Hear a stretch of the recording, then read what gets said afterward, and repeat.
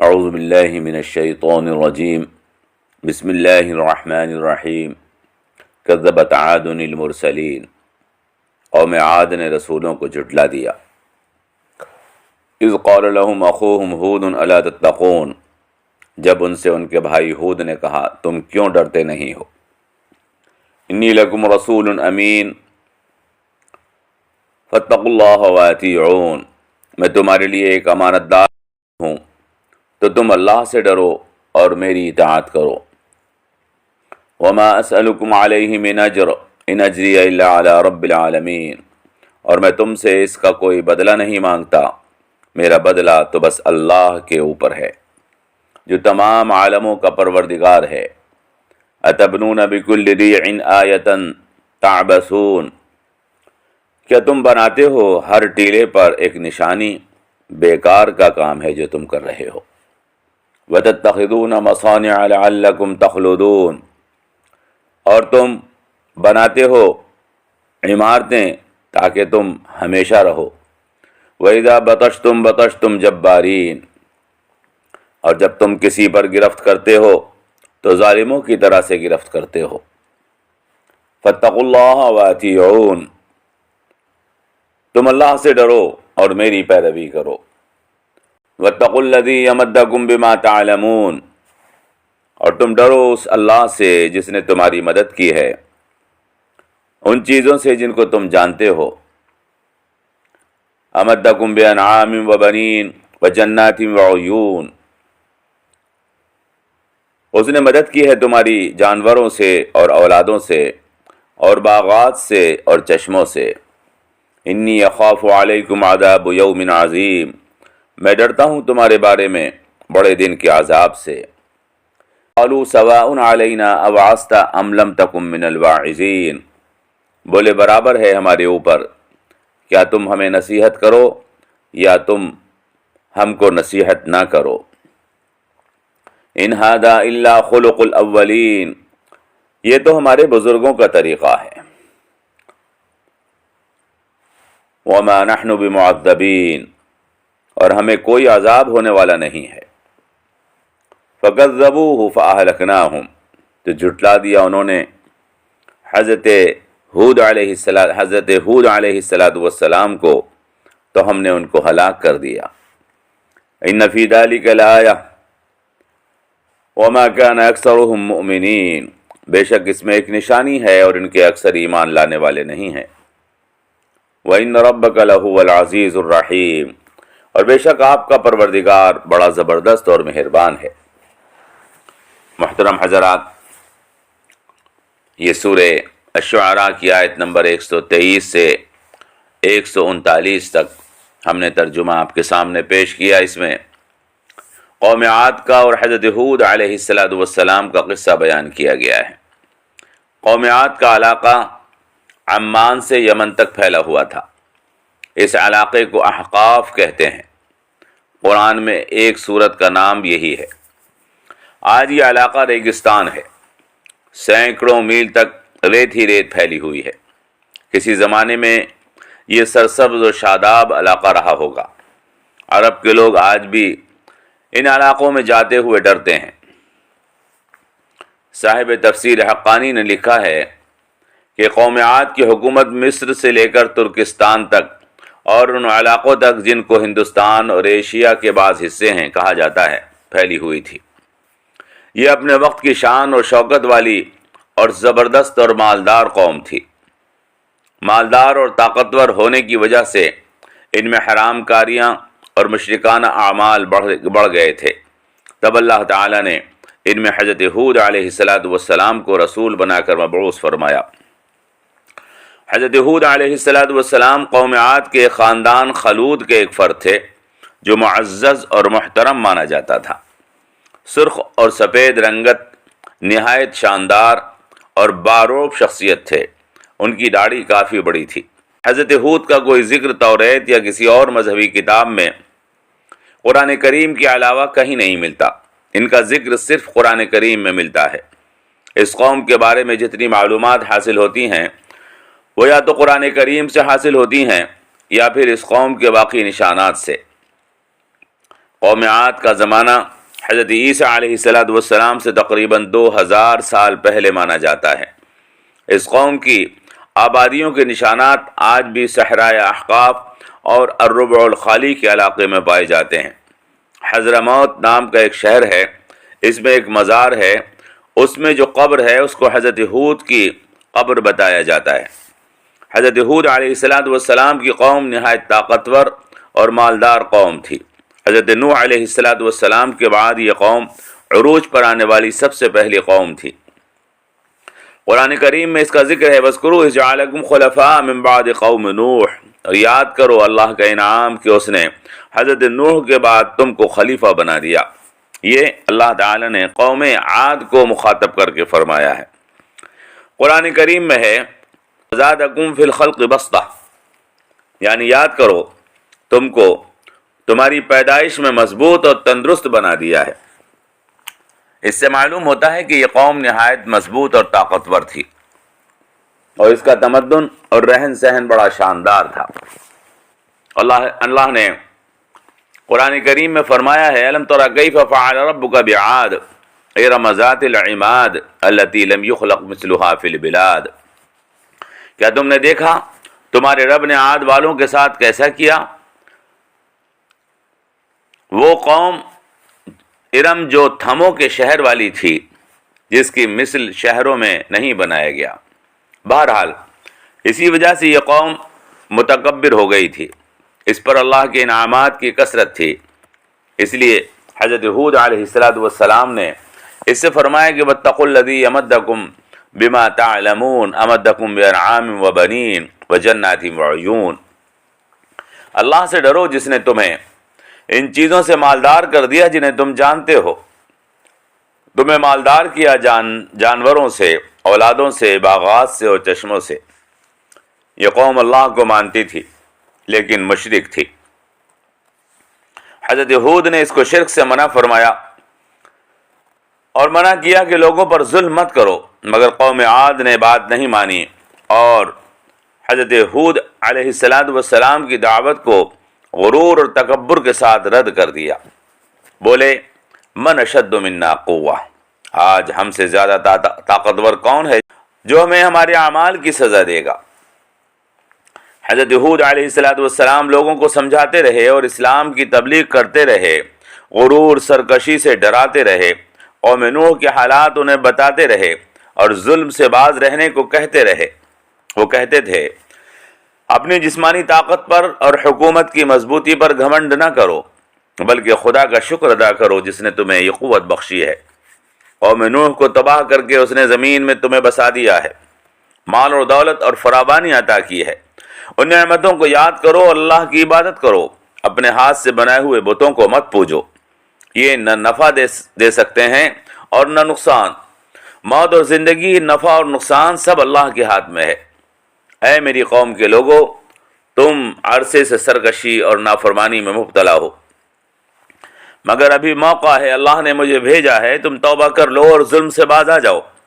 اللہ کی رحمت وسیع ہے، اس سے معافی مانگو، تقوی اور پرہیزگاری اختیار کرو، اللہ تمہیں مزید عزت عطا کرے گا، ورنہ اللہ کا عذاب نازل ہو جائے گا۔ حضرت ہود بار بار کہتے تھے میں تم سے اس کام کا کوئی بدلہ نہیں مانگتا، میرا بدلہ تو مجھے بس اللہ عطا فرمائے گا۔ میرے محترم حضرات، یہ حق پرستوں کی پہچان ہوتی ہے کہ وہ دین کے کسی کام کا کوئی بدلہ اور مال طلب نہیں کرتے، وہ نہ لوگوں سے واہ واہ چاہتے ہیں اور نہ اس بات کے خواہش مند ہوتے ہیں کہ لوگ ان کی عزت و توقیر کریں۔ ان کی زندگی کا تو بس ایک ہی مقصد ہوتا ہے کہ اللہ کی بات صاف ستھری اللہ کے بندوں کو بتا دیں اور پہنچا دیں۔ لیکن انسانوں میں ایسے لوگ بہت کم ہوتے ہیں جو سچی بات کو سن کر اس کو پہچان سکیں اور مان لیں، چنانچہ ہمیشہ ایسا ہی ہوا ہے۔ قوم عاد میں بھی زیادہ لوگ سرکش اور متکبر ہو گئے تھے۔ ان کا حضرت ہود کی نصیحت سخت شاق گزری، وہ سچائی کو برداشت نہ کر سکے، کیونکہ وہ بتوں کی محبت اور اپنے بزرگوں کی عقیدت میں حق کی پہچان کھو چکے تھے۔ ان کے اندر سے یہ صلاحیت ختم ہو چکی تھی کہ وہ حق کی بات کو سمجھ سکیں۔ ان کی بتوں سے محبت تھی، اپنے مالداروں سے عقیدت اور بزرگوں سے ان کا تعلق تھا جو انہیں سچی بات سمجھنے نہیں دیتا تھا۔ چنانچہ انہوں نے حضرت ہود کا مذاق اڑایا اور ان کی بات کو ماننے سے انکار کر دیا اور بولے یا ہود ما جئتنا ببینۃ وما نحن بتارکی آلہتنا عن قولک وما نحن لک بمؤمنین۔ اے ہود، تم ہمارے پاس حق کی کوئی دلیل نہیں لائے ہو، تمہارے کہنے سے ہم اپنے معبودوں کو نہیں چھوڑ دیں گے اور نہ تمہارے اوپر ہم ایمان لائیں گے۔ حضرت ہود علیہ السلام نے کہا میں بلا شبہ اللہ کا رسول ہوں، میں کوئی بیوقوف یا جھوٹا آدمی نہیں ہوں۔ اللہ بندوں کی ہدایت کے لیے بیوقوف اور نادان کو اپنا رسول نہیں بناتا، دور رسالت کے لیے ایسے بندوں کو مقرر فرماتا ہے جو اس کام کے اہل ہوں۔ یقین کرو میں اللہ کا رسول ہوں۔ اللہ عالم حیث یجعل رسالتہ، اللہ خوب جانتا ہے وہ کس کو اپنا رسول بنائے گا۔ حضرت ہود نے ہر طرح سے سمجھایا مگر قوم نے نہیں مانا، اس کی سرکشی، تکبر اور ظلم بڑھتا ہی گیا۔ تب حضرت ہود علیہ السلام نے واضح فرما دیا اگر تمہاری سرکشی اور انکار کا یہی حال رہا تو اللہ عن قریب اپنا عذاب نازل کر دے گا اور پوری قوم کو ہلاک کر دے گا اور تمہاری جگہ کسی دوسری قوم کو اس زمین پر آباد فرمائے گا۔ اللہ کو کوئی نقصان نہیں پہنچا سکتا ہے۔ حضرت ہود نے ہر طرح سے سمجھایا میں تمہارا دوست اور خیر خواہ ہوں، تم میری بات پر غور کرو، میرے دلائل کو سمجھنے کی کوشش کرو۔ اللہ بار بار اپنے رسول بھیجتا ہے تاکہ وہ انسانوں کو سمجھائیں۔ میں تم سے غلط باتیں چھوڑنے کو کہہ رہا ہوں، تم جن غلطیوں میں اور گناہوں میں مبتلا ہو ان کو چھوڑ دو، میں تمہیں اچھی بات بتا رہا ہوں۔ اللہ کا یہ طریقہ ہے کہ وہ گمراہ قوموں کے لیے انہی میں سے کسی شخص کو رسول مقرر کر دیتا ہے، وہ شخص ان کو اللہ کا حکم دیتا ہے، وہ ان کے لیے ہادی، مہربان اور شفیق بن کر کام کرتا ہے، اور میں وہی ہوں جو تمہارا ہمدرد اور خیر خواہ ہوں۔ مگر قوم عاد نے کسی بات کو قبول نہیں کیا، وہ کہنے لگے ہم اپنے بزرگوں کو، ہم اپنے بتوں کو تمہارے کہنے سے کیسے چھوڑ سکتے ہیں؟ یہ ہمارے باپ دادا کی توہین ہے جو ان بتوں کو مانتے تھے۔ ان کے بتوں اور بزرگوں کی محبت نے انہیں آگ بگولا کر دیا اور کہنے لگے اگر تم نے ہمیں خدا کے عذاب کی دھمکی دی ہے تو عذاب لے کر آ جاؤ، ہم تم سے ڈرنے والے نہیں ہیں۔ فاتنا بعذاب اللہ ان کنت من الصادقین، لیا اللہ کا عذاب اگر تو سچا ہے۔ حضرت ہود نے فرمایا قد وقع علیکم من ربکم رجس وغضب، یقیناً تمہارے رب کی طرف سے عذاب اور غصہ بس نازل ہوا ہی چاہتا ہے۔ تم اپنے بتوں سے کہو وہ اس عذاب کو آنے سے روک لیں اگر ان میں کچھ طاقت ہے۔ پھر قوم عاد پر اللہ کا عذاب آیا، ایک منحوس اور عذاب الہی کی بارش ان پر برسی، اور وہ یہ سمجھ رہے تھے ھذا عارض ممطرنا، واہ یہ برسات ہم پر برسے گی۔ وہ بارش مہربانی کی بارش نہیں تھی بلکہ وہ عذاب الہی تھا۔ ان پر 8 دن اور 7 راتوں تک تیز ہوا کے ساتھ طوفانی بارش ہوتی رہی اور ان کے تمام آبادیوں کو تہس نہس کر کے رکھ دیا گیا۔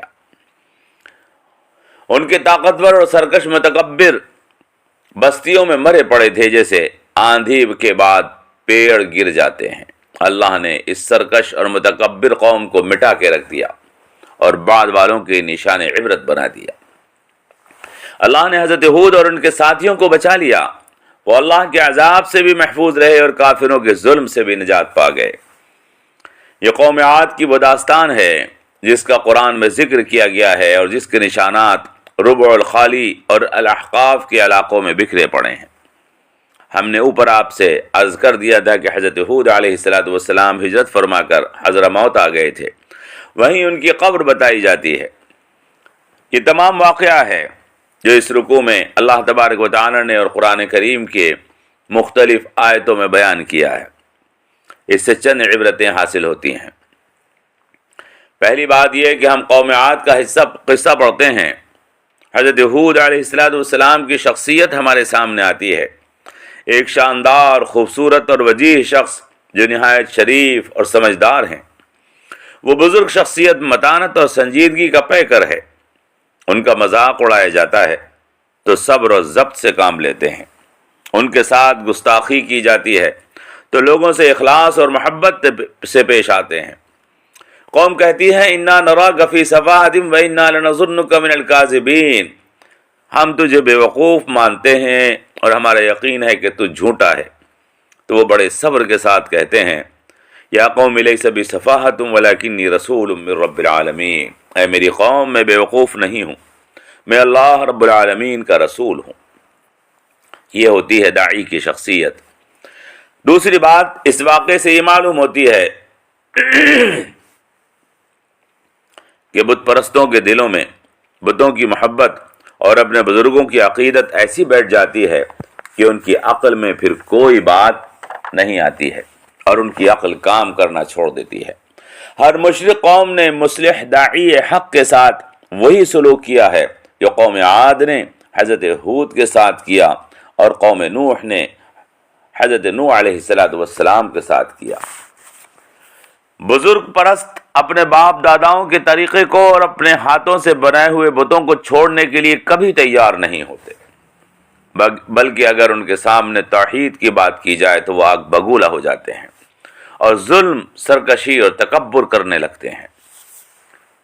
تیسری بات اور معلوم ہوئی، تمام نبیوں کی سنت ہے کہ دعوت و تبلیغ کے کام میں برائی کا بدلہ اچھائی سے دیا جائے، ظلم کا بدلہ عدل سے دیا جائے، تلخ کلامی اور بدتمیزی کا بدلہ شیریں کلامی اور تہذیب سے دیا جائے، بد کرداری اور بد زبانی قوم کو کردار اور اخلاق سے جواب دیا جائے، بد کرداری اور بد زبانی کرنے والی قوم کو کردار اور اخلاق سے جواب دیا جائے، لیکن ان کے برے اعمال، ان کی بد اخلاقیاں اور ان کی بد کرداریوں سے ان کے انجام سے ان کو ڈراتے رہنا چاہیے اور ان کو بار بار تنبیہ کرتے رہنا چاہیے۔ ظلم، سرکشی، بغاوت اور تکبر کا انجام ہمیشہ اور ان گناہوں پر اصرار ہمیشہ برا نکلتا ہے۔ کسی وقت بھی خدا کا غصہ جوش میں آ سکتا ہے اور ظالم اور متکبر کا نام و نشان مٹا دیا جاتا ہے۔ محترم، درود و سلام ہو حضرت ہود پر اور درود و سلام ہو تمام رسولوں پر اور جناب محمد رسول اللہ صلی اللہ علیہ وسلم پر، جنہوں نے دین حق کی دعوت میں قربانیاں دیں اور دعوت و تبلیغ کا حق ادا کر کے دنیا سے تشریف لے گئے، مگر ان کی یاد باقی ہے، ان کی تعلیمات باقی ہیں، ان کی عزت، ان کا احترام باقی ہے، ان کا پیغام باقی ہے اور ان کے دشمنوں کے نام و نشان مٹا دیے گئے۔ اللہ سے دعا کیجئے اللہ تبارک و تعالی ہمیں بھی اپنے صالح بندوں میں شامل فرمائے۔ فقط وما علینا الا البلاغ، والسلام علیکم ورحمۃ اللہ وبرکاتہ۔